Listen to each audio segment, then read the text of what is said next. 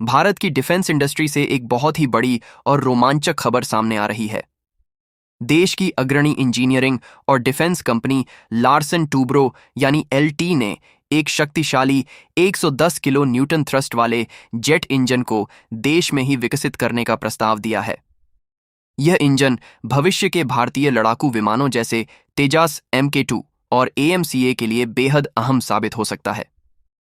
LT के aerospace और defence प्रमुख जयंत दामोदर पाटिल का कहना है कि अगर सरकार तकनीकी क्षमता और इनोवेशन को प्राथमिकता दे, सिर्फ सबसे सस्ती बोली यानी L1 को नहीं, तो भारत खुद ऐसा हाई थ्रस्ट इंजन बना सकता है। उन्होंने इस प्रस्ताव में अन्य निजी कंपनियों को भी जोड़ने की बात कही है, ताकि एक कॉन्सोर्शियम मॉडल के तहत इस मेगा प्रोजेक्ट को अंजाम दिया जा सके। अब सवाल आता है, क्या भारत के पास इसका अनुभव है? तो जवाब है हाँ, आंशिक रूप से। भारत पहले भी कावेरी इंजन प्रोजेक्ट के जरिए ऐसा करने की कोशिश कर चुका है।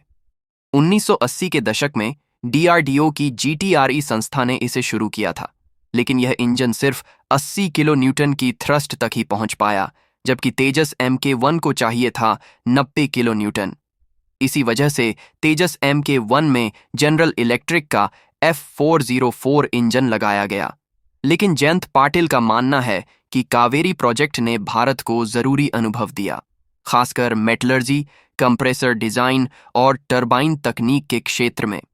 अब एलटी का जो नया इंजन प्रस्ताव है, वो सिर्फ तेजस MK2 के लिए नहीं, बल्कि AMCA जैसे ट्विन इंजन स्टील्थ फाइटर के लिए भी बनाया जाएगा। इसमें चाहिए होंगी एडवांस टेक्नोलॉजीज जैसे single crystal turbine blades, high performance afterburner और हॉट सेक्शन मटेरियल टेक्नोलॉजी।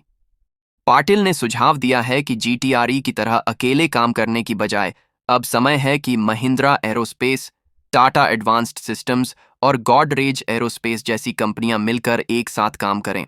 सरकार अगर L1 से हटकर क्वालिटी और टेक्नोलॉजी को प्राथमिकता दे, तो प्राइवेट सेक्टर में टैलेंट और इन्वेस्टमेंट आ सकता है, लेकिन यह काम आसान नहीं होगा।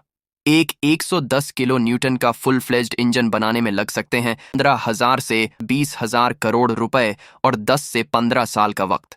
भारत को हॉट सेक्शन टेक्नोलॉजी में महारत हासिल करनी होगी और स्पेशलिस्ट इंजीनियरों की कमी भी दूर करनी होगी।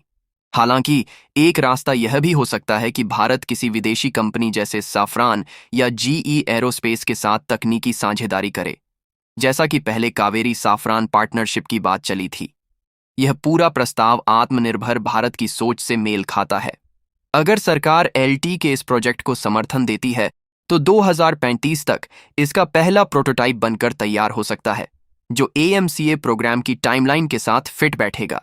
यह भारत के डिफेंस सेक्टर में एक ऐतिहासिक मील का पत्थर साबित हो सकता है। तो दोस्तों, क्या भारत में बनेगा अपना खुद का 110 किलो न्यूटन का स्वदेशी जेट इंजन? क्या AMCA और तेजस MK2 पूरी तरह आत्मनिर्भर हो पाएंगे? आपको क्या लगता है, सरकार को किस दिशा में काम करना चाहिए? कमेंट में अपनी राय जरूर बताएं। वीडियो पसंद आया हो तो लाइक करें, शेयर करें और ऐसे ही डिफेंस और टेक्नोलॉजी अपडेट्स के लिए चैनल को सब्सक्राइब करना ना भूलें।